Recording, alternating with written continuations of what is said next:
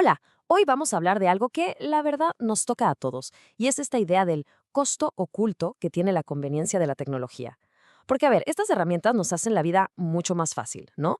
Pero, ¿y si nos estuvieran quitando algo fundamental sin que siquiera nos demos cuenta? Ok, vamos a entrarle de lleno a esto. Es una pregunta que puede sonar un poco incómoda, pero es importantísima. Con cada nueva aplicación que nos resuelve un problema, ¿estaremos perdiendo la habilidad de resolverlo por nuestra cuenta? Vamos a ver qué nos dicen los datos. Para empezar, veamos algunos ejemplos súper concretos. Habilidades que, no sé, hace 1 o 2 generaciones eran lo más normal del mundo, pero que hoy simplemente se están esfumando. Pensemos en algunas que demuestran una tendencia muy clara sobre cómo la tecnología está cambiando nuestras capacidades más básicas. A ver, lo que vemos aquí es un ejemplo de una carta histórica. Para muchísima gente esto es casi imposible de leer. Y no es un idioma antiguo, es simplemente letra cursiva, una habilidad que, como sociedad, pues hemos dejado de enseñar y, por lo tanto, de entender. Aquí otro ejemplo clarísimo.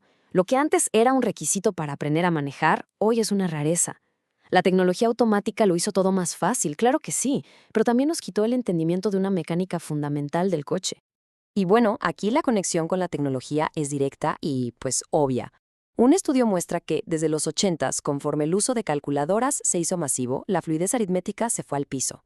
Hoy un porcentaje altísimo de egresados no domina la aritmética básica. Y esto ilustra el punto de una forma increíble. Fíjense en este número, -65%. ¿Saben qué es eso?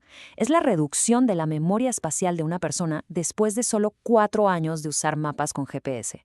O sea, le delegamos la navegación a una app y nuestro cerebro, literalmente, pierde la capacidad de crear sus propios mapas mentales. Ahora, pasemos de lo individual a lo global. Porque esta pérdida de fundamentos no solo nos afecta a nivel personal, sino que está creando una fragilidad impresionante en la economía mundial.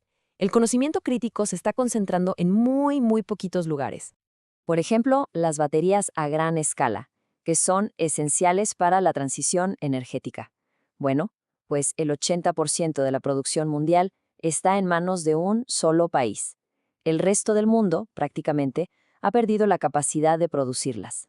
Y aquí es todavía más extremo. El 90% de los semiconductores más avanzados, o sea, el cerebro de toda nuestra tecnología, se fabrica en un solo lugar. La dependencia global de esta pequeña isla es absoluta. Y la lista sigue y sigue. Las vacunas que salvan vidas, los motores que nos permiten volar, la única máquina en el mundo que puede fabricar los chips avanzados, los trenes más rápidos, todo está controlado por un puñado de países. Esto crea un riesgo sistémico enorme. Si algo falla en uno de estos puntos, todo el sistema global se tambalea. Y esto nos lleva directo al tema central, la inteligencia artificial. La herramienta más poderosa de nuestra era, que promete aumentar nuestra productividad como nunca, pero que al mismo tiempo podría estar acelerando esta pérdida de fundamentos de una manera que apenas estamos empezando a entender. Para entender bien el problema, veamos rapidísimo cómo funciona el aprendizaje real. Pensemos en esto como una escalera. El primer escalón es simplemente recordar datos. De ahí subimos a entenderlos, luego a usarlos y así hasta llegar a la cima, donde ya somos capaces de crear algo totalmente nuevo. Ahora, vean lo que pasa cuando usamos IA de forma intensiva. El esfuerzo mental que necesitamos para aprender se reduce en todos los escalones. Pero, ojo, lo más alarmante es que la caída más grande, un 72%, ocurre en la cima de la escalera, en la creación. La IA nos hace más difícil generar trabajo original. A esto se le conoce como la paradoja del rendimiento. Con IA completamos casi un 50% más de tareas. Suena increíble, pero el costo oculto es brutal. La comprensión conceptual cae un 83% y la retención a largo plazo un 72%. O sea, nos volvemos más rápidos para hacer cosas, pero mucho peores para aprender de ellas. Y eso limita la capacidad de innovar y crecer. Entonces, ¿a quién le ayuda realmente la inteligencia artificial? Uno pensaría que es una herramienta para igualar las cosas, para que todos estemos al mismo nivel. Pero los datos muestran una realidad muy diferente. Y hasta sorprendente. Miren este estudio de Harvard. A los novatos, a la gente que no tiene conocimientos previos, la IA apenas les mejora la calidad de su escritura. Pero a los intermedios y sobre todo a los expertos les da un impulso enorme.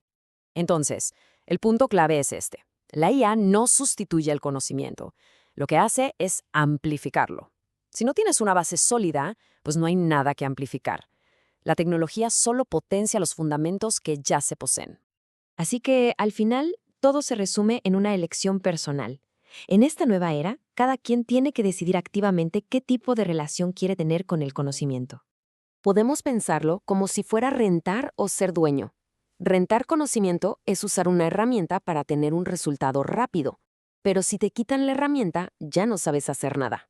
En cambio, ser dueño del conocimiento es tomarse el tiempo de construir los fundamentos, y eso te da la capacidad de crear y adaptarte por tu propia cuenta.